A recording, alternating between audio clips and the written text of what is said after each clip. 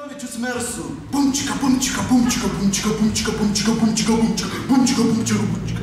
Privatus vairuotojas, pašoniai trinas čyros. Viena tokia gražiai nusiskutus, kita nusiskutus ir kojas.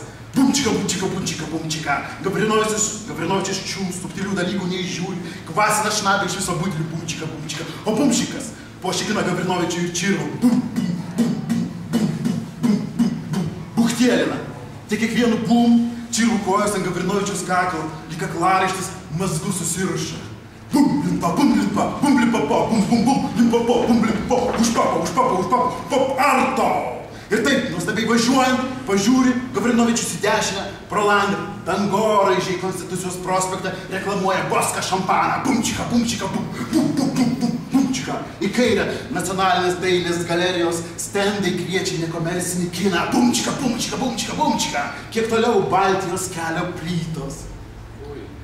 Stok! Rėkia Gavrinovičius vairuotojas. Stok, ne! Sustoja prie Baltijos kelio mersas. Bumčikas, bumčikas, bumčikas, bumčikas, bumčikas. Čyros pašoja iš pasitenkinimo. Kliuksi, kliuksi. Įsitraukia Gavrinovičius pušką. Nusitaiko.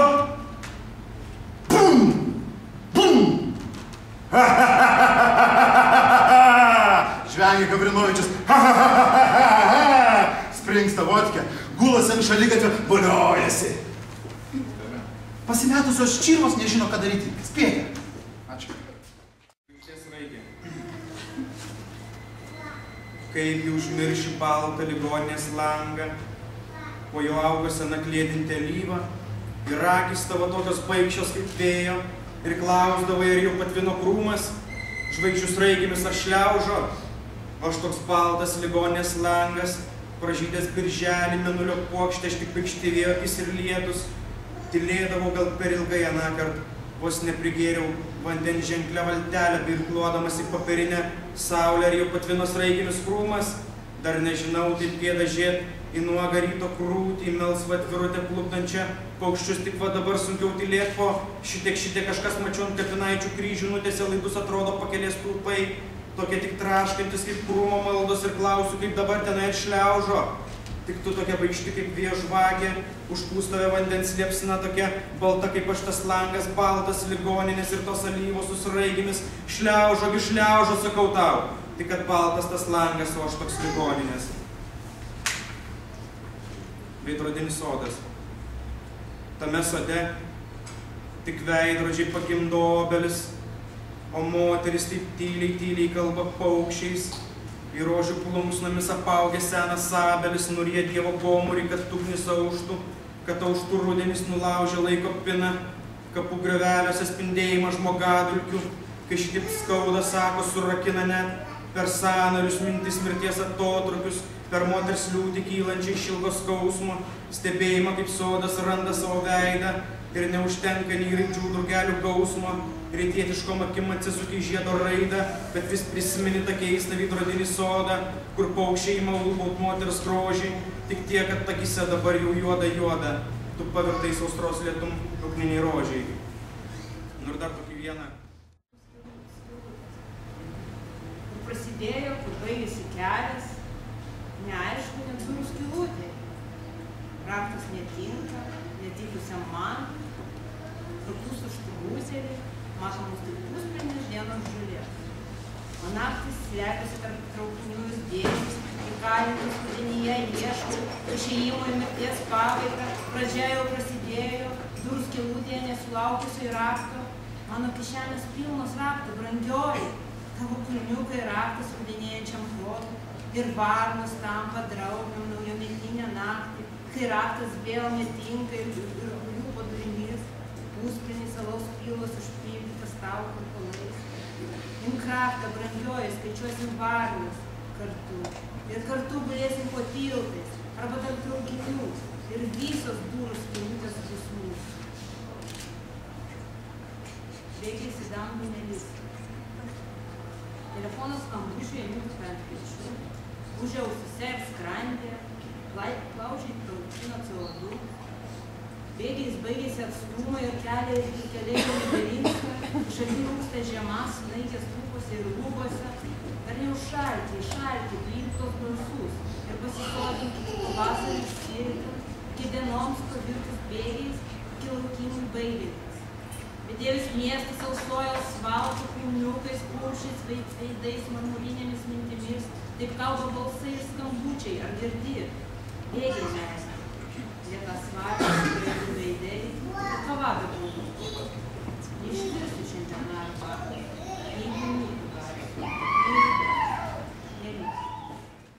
Vieną kartą buvo orų pranešėjas, jis vieną kartą buvo orų pranešėjas, kuris pasakė tiesą. Buvo taip. Šiandien bus daug lietaus. Ne, atsiprašau, ne taip. Apsisuko aplink save, pasipjaudė per petį 3 kartus. Sako, šiandien bus... Ne, negaliu. Apsisuko tą pusę, pasipjaudė per kitą petį. Šiandien bus... Ne, nieko nebus. Atsisėdo į pagrindinio žinių vedėjo kėdę, išskleidė skėtį virš galvos ir tepasakė, lauke lyja, o žmonės neprognozuoja.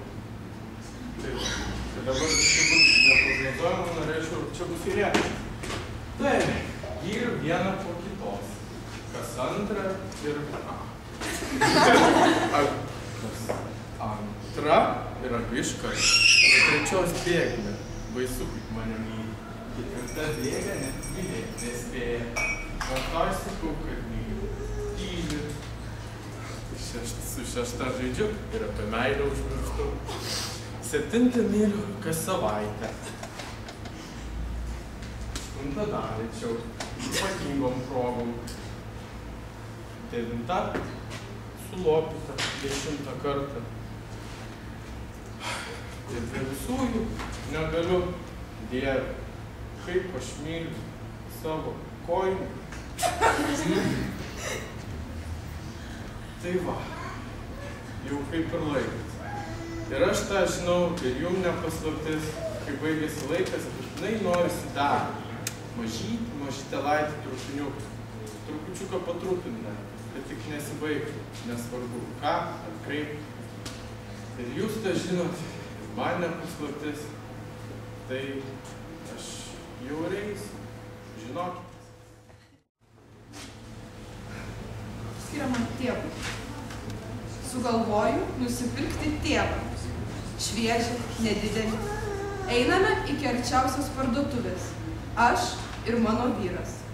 Parduotuvėje yra daug sviesto, troškintos jautienos ir vakarykščių laikraščių. Tik dėdų skyriaus niekur nesimato. Randu prie nukainotų prekių. Aplamdytais šonais, apipešiotais krūtinės plaukais ir giliomis raukšlėmis aplink nosį. Pasverkite 7 kilogramus, liepiu pardavėjai ir įsikišu dėdelį maišiuką. Tėvą apgyvendinu dėžėje po stalu. Tėti, išvysk pabūti tėčiu. Ir jis klusniai ateina. Aš tave nusivešiu į krepšinio rungtynės. Aš tave išmokysiu vairuoti. Aš sumušiu tavo netikusį vyrą. Aš būsiu išmintingas, aš būsiu įdomus, aš mylėsiu tavo motiną, aš būsiu tavo tėvas, linksmina mane dėdelis. Nepirk jam brangaus maisto. Ar girdi? Nepirk jam brangaus maisto, sako mano vyras. Ir aš klausau, nes esu klusni moteris. Maitinu tėvą sausa sriuba, nuo kurios jam atsiveria votis. Tėti, išvysk pabūti tėčiu. Liepiu jam, bet neišeina.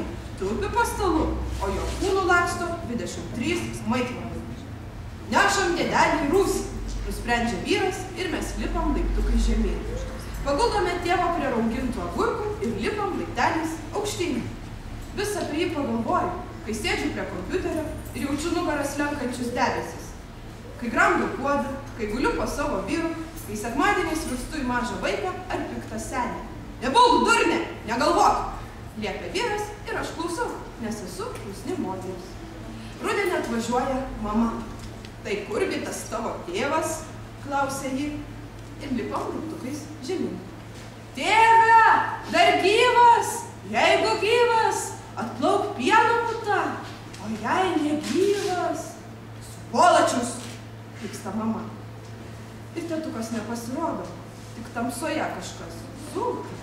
Ir aš patikiu, kad pomirtinis gyvenimas